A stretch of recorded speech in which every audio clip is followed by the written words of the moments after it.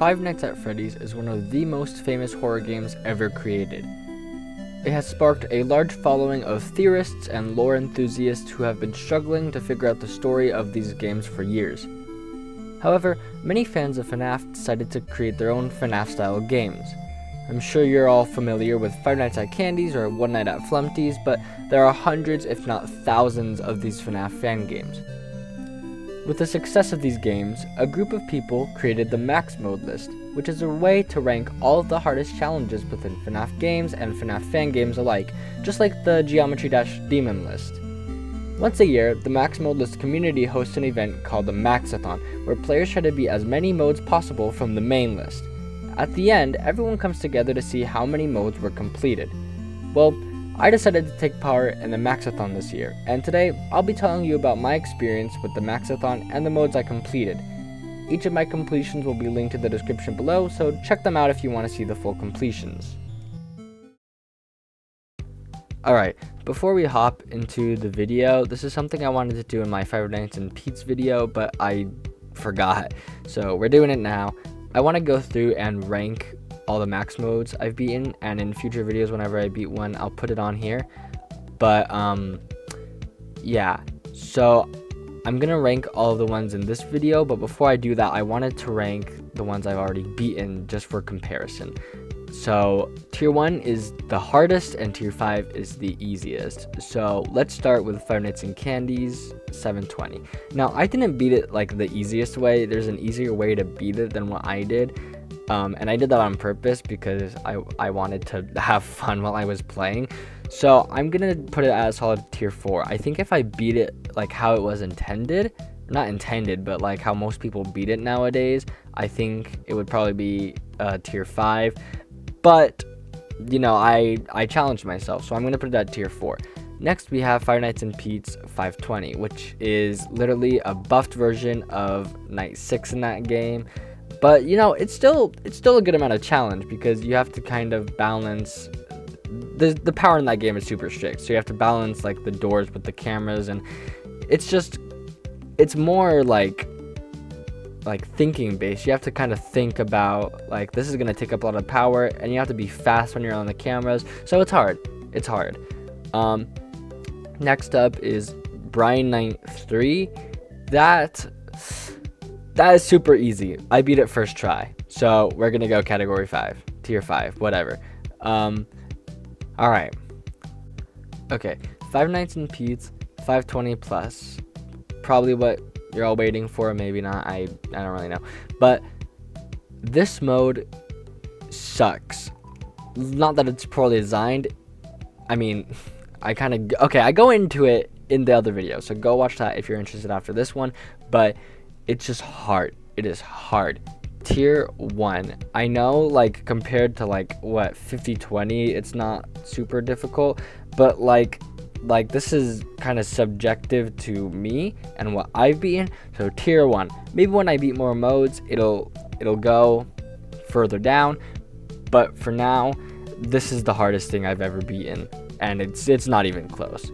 So yeah, I think that's everything I've beaten so far on this channel. So yeah,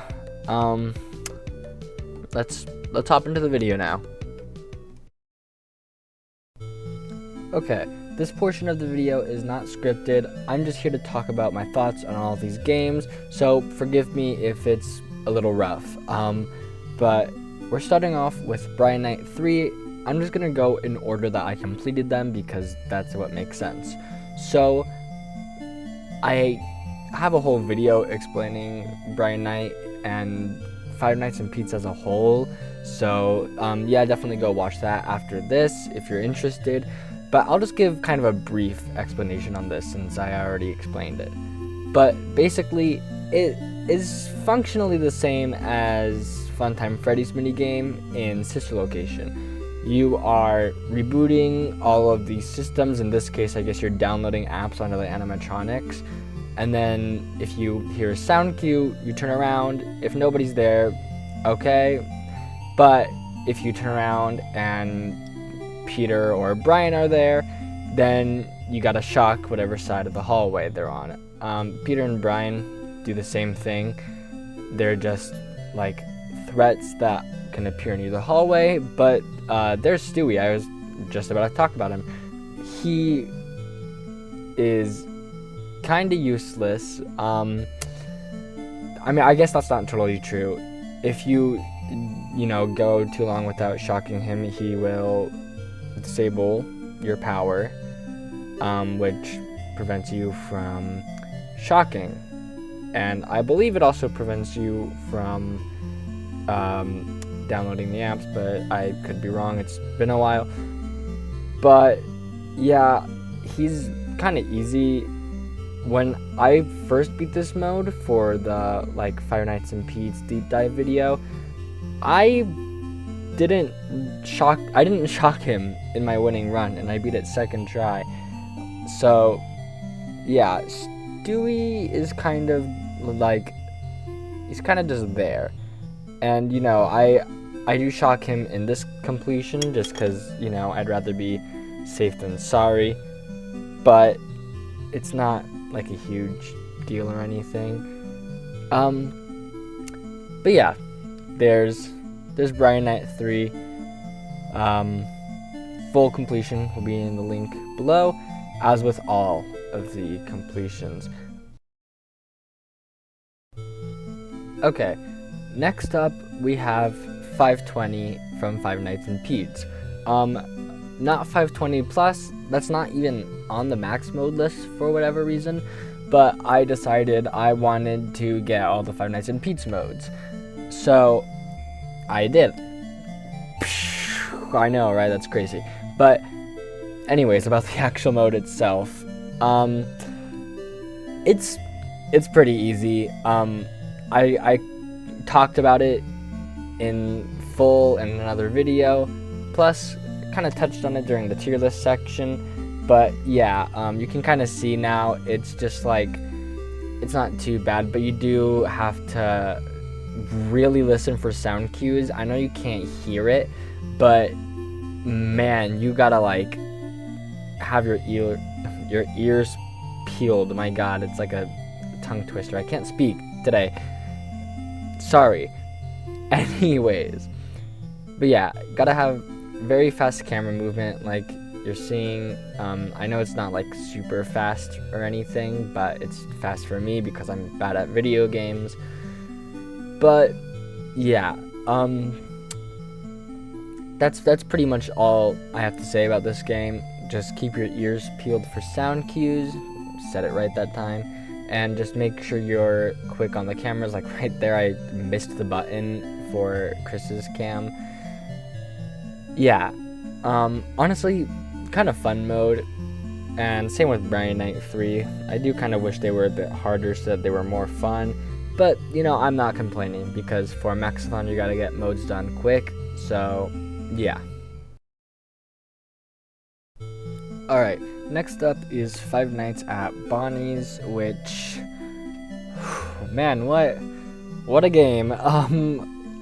This might be the most boring Five Nights at Freddy's game I've ever played. I mean that with respect, no hate to anyone, no hate to the developer, but the gameplay loop is not fun. You can literally just watch my footage and see I'm sitting here for most of the night. You see Springtrap there, and then Golden Freddy right there. Okay, sorry, I couldn't see him for a minute. But yeah, if Golden Freddy leaves, you hit that little play audio button, and that's pretty much the extent of it. There's that. If Foxy or Freddy come into your office, you shock them like I did just there. But if Springtrap or Bonnie come into your office, you put the mask on. So my strategy was just to flip the cameras down, put the mask on. If it's Foxy or Freddy, just take it off and shock whoever. And that worked because I beat this on my first try.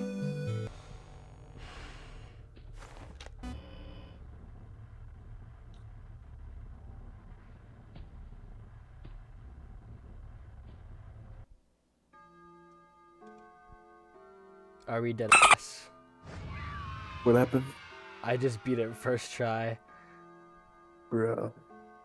So, where would I place this on the tier list? Tier 5. I don't even have to sit and think about it, it's tier 5. Next up was Five Nights at Freddy's Across the Street, which was a really nice change of pace from Five Nights at Bonnie's. This game is actually fun. So, I'll start with Chica, because she's right there. So, basically, you just can't let her get to your door. So, you have to block her off with the fences, which is what that is up at the top right of the camera. And so, eventually, she may move past all the fences, so you just have to anticipate and shut the door before she gets there, because she doesn't wait at the door, she'll just jam your door, kind of like how in Ultimate Custom Night when she will poke her head through the vent and you can't close the vent after that. But yeah, that's Chica. She's pretty simple, just block her off. Next I'll do Freddy. His mini game is bound to appear anyways. Yeah, Freddy has this mini game on your cameras, and he'll toggle it every now and then, and you'll have to get through a maze, and it's pretty easy. Sometimes I just goofed it up because I wasn't really paying attention, but it's pretty easy. Yeah, there's not really much to say about him. I never ended up dying to him or anything. I actually don't think you can die to him. I think it just like maybe you're too late to close off a fence because the mini game. But yeah. Next is Foxy. He is another pretty easy character. They're all easy. This isn't a very hard mode. But Foxy's pretty easy. He's in camera 10, I believe. And every now and then you'll want to go on his camera and play some music. And if the music is not playing for long enough, he'll kill you. So you just want to make sure the music's always playing. And you can always hear it, even when you have your camera down. So you can keep track of Foxy pretty easily. And then there's Bonnie. He comes to your left door, but the game is glitched. There's Freddy's minigame. The game is glitched so that Bonnie just doesn't do that, and it's actually just 320. So, yeah. And it was valid. I submitted it, and it was a valid run. So, yeah. That's Across the Street. Pretty fun game. Only took me a couple tries. Yeah. When it comes to putting it in a tier, I'll have to say category 5. It's really simple. But, you know, the gameplay loop is actually really refreshing and fun to play. Alright, let's talk about Some Nights at Joe's. So, this game is pretty fun. You have this guy, this little endoskeleton right there. You just gotta watch him on the cameras. And then there's the puppet. Every now and then he'll move. You just gotta wind his strings. And then you'll notice I'm clicking that white button on the side of the cameras, and that resets Joe on the stage. But I don't actually need to check him because I know every time I click the button, I'm resetting him. So I could honestly spam it all night and I wouldn't be punished for it. And yeah, right there, the lights in this game is basically the mask from FNAF 2. So whenever someone comes into your room, you want to pull the cameras down like that and turn off the lights. Not that hard, right? It's not. This is where the problem comes in, with that character right there that I just turned the lights off on. He is such a pain. You have to be like the quickest in the world. It's stupid because half the time he gives you like a lot of grace, but half the time I think it actually is impossible to counter him. So guess what I did to counter it? Of course, the only logical thing, I gave up. This is possible, people have beaten it before, but I wanted to actually complete modes instead of spending all my time on this one. yeah, I don't really have much else to say other than I wish this game was playable. Sorry, that sounds mean. It's a fun game. I enjoy playing it. I wish that character wasn't so precise. That's all. I'm not gonna rank it because I didn't beat it. So, yeah, maybe someday. I'm sure most, if not all of you, are familiar with Pop Goes. This was a huge fan game back in like 2017, 2018, around there. And I think it was actually released in 2016. But that doesn't really matter. I was shocked when I saw that this hadn't been completed. I was just looking through, trying to find modes to beat, and this one was available. And I already had experience with Pop Goes because I almost made a video about it, but I decided not to because it was kinda too easy and I wanted a bit of a change of pace after the Candies video. Anyways, the way Pop Goes works is you can pretty much look all around you at your monitor, to your left and right, up and behind you. So, yeah. You have to look to your right to make your panic go down, because that's where the window is. So, you get to look at the outside world, calm your body a little bit. But there's that duck out there, and it'll get mad sometimes. It's kind of random. It doesn't matter how long you're looking at it. But yeah, sometimes it doesn't like being looked at, and that will just cause your panic to go up higher. If your panic reaches full, you won't be able to use any of your things or move, and you'll die. There's Pop Goes on the cameras there. He's the main threat. You have to look at what camera he's going to and then shut it down, because he himself does not actually kill you. He assembles some sort of animatronic thing to come and kill you. So he makes the thing he puts together do his dirty work, I guess. I don't know why he can't just do it himself when you're literally right in front of him for the whole night.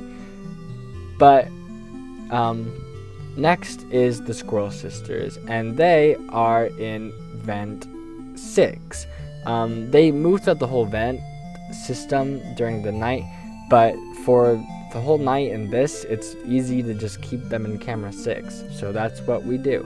You just turn it on when it turns off. It's pretty self-explanatory. And there you saw a little bit of Blake. Whenever your battery starts to drain, you just got to go to camera 7, look what color the TV is, and then select that color on the little dashboard thing there. Yeah, pretty easy game. It was fun. I had fun playing this one. I did live stream it. I will be doing a video for the Maxathon, and I'm working on one right now.